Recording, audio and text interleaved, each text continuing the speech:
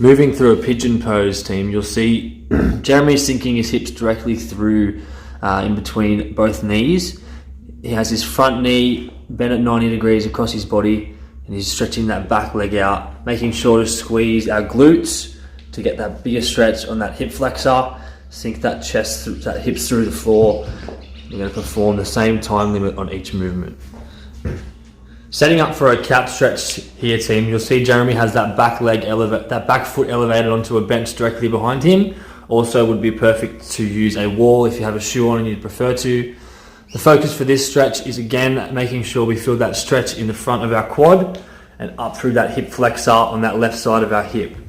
Okay, if we need to make this stretch a little bit further, we can lean forward onto that front knee and keep that right shoulder nice and straight to ensure that we get that stretch throughout our body. Lifting that left hand up towards the top of the room can also increase that stretch and that range. Good to go. Moving through a side saddle here, team. So what we're focusing on stretching here is our groin or our adductors in the middle of our hips. We want to make sure here with this stretch that we keep those hips directly above our knees. Okay, knee joints are at 90 degrees. Making sure here that we sink that hips to the middle of our knees, trying to keep those hips square so we can stretch out our groins and our adductors. Child's pose is our recovery stretch for our program for today. Our child's pose, team, we're sitting back on our heels, slightly different to our puppy pose, which we performed earlier last week. We're sitting back here, making sure we're relaxing in that comfortable position with those knees at shoulder width. Head sinks through our arms, keeping our elbows and hand in contact with the ground.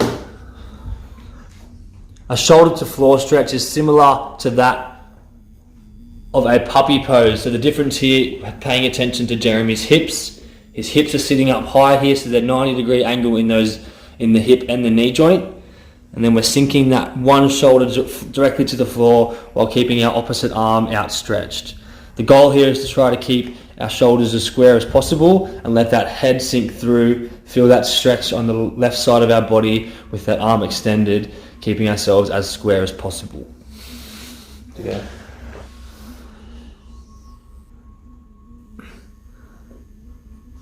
A tricep stretch, probably one of our easiest stretches here, team. We're making sure we have that hand directly behind our neck, using our opposite arm to pull that tricep closer to our ear.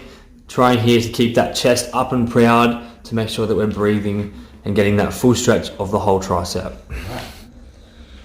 Finishing up with our world's greatest stretch here, team. So our world's greatest stretch here, it's going to be performed in sets and reps. So how it will work here, we're going to have that extended lunge position, getting that one leg back as far as we can, focusing here on squeezing that right glute in order to retract the muscles in the front of our quad. You should feel a stretch in the front of your quad across that hip flexor while squeezing that glute. We're going to drop that opposite arm through our body, feeling that twist across our midsection. And we're going to raise that arm up directly towards the roof, opening that upper back position and stretching up, following that gaze directly to the roof. That will be one rep, guys. We'll then cycle through that rep for 10 reps on each side, moving at your own pace, switching positions and forming 10 on the opposite side.